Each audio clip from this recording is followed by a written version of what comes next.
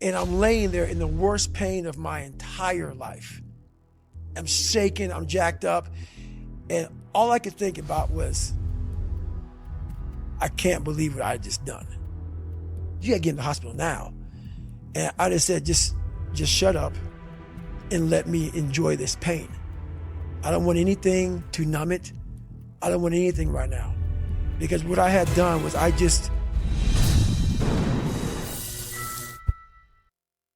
Of all of the physical pursuits that you've endured, which has been the most painful? By far, my first 100-mile race. By far. This 2019 Moab, the one that I DNF'd but still finished, that's up there. But when you are so, I guess, you're not prepared to run 100 miles and you take it for granted and you didn't do any training at all and you didn't have the right nutrition and off a whim, like literally like, you know what, I want to raise money for a foundation. And that's how that happened. So I don't know if you know the story or not, but basically I'm sitting there and the lone survivor incident happened where a bunch of, some SEALs died. I want to raise money for them. I went to training with most of these guys. So I had the bright idea to raise money. I wasn't going to do a hot dog or hamburger sale. I was going to do something that people would be attracted to. So I Googled the world's toughest events. And what comes up is this race called the Badwater 135. And it's a 135-mile race through Death Valley in the summertime.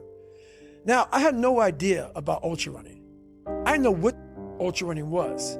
But when I saw 135 miles, I automatically assumed it was a stage race where you ran like maybe 10, 15 miles, bed down, and you got up the next morning and did it. So when I called the race director up, Chris Williamson, I'm like, hey, I would like to do this race to raise money for a foundation. He goes, have you ever run 100 miles?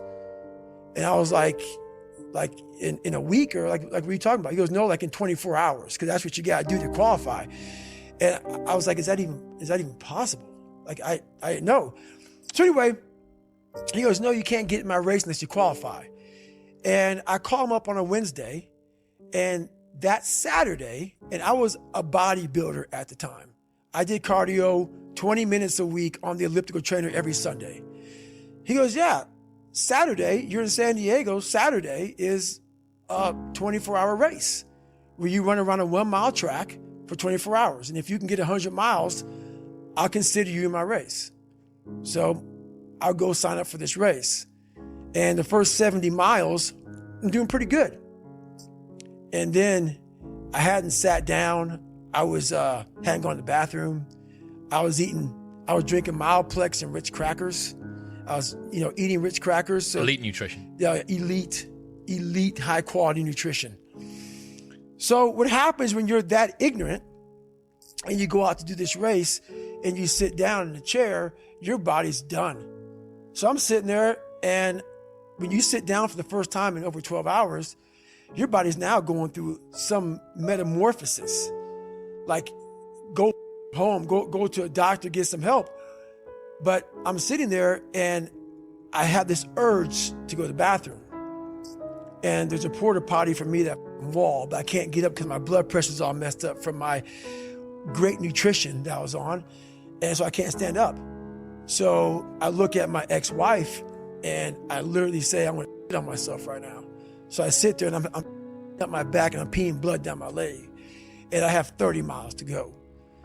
And I end up finding a way to get through that 30 miles.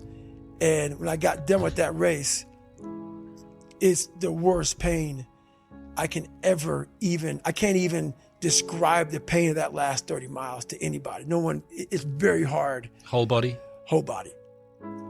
So when it ended, I'm literally dizzy going up my stairs to get to my house. I have my arms wrapped around her going up the stairs, and every flight of stairs I have to lay down because I can't stay upright for too long or I'm gonna pass out. So I finally get in the house, and when I get in the house, I'm once again on the floor. I'm in the kitchen on the floor, just laying there. I finally make it to the bathroom, into the tub. I get rolled in the tub, and she puts the water on me. I'm just laying there with the water coming on me. And what I pee out looks like Coca-Cola. And I'm laying there in the worst pain of my entire life. I'm shaking, I'm jacked up. And all I could think about was, I can't believe what I just done. Because when you get to 70 miles of a race and you felt the way I did, to me, it was humanly impossible to even think about going 30 more miles in that shape. And once you do it, what came over me when that shower hit me, and the reality hit that I just went 101 miles. And that last 31 miles was something that I can't even describe to people.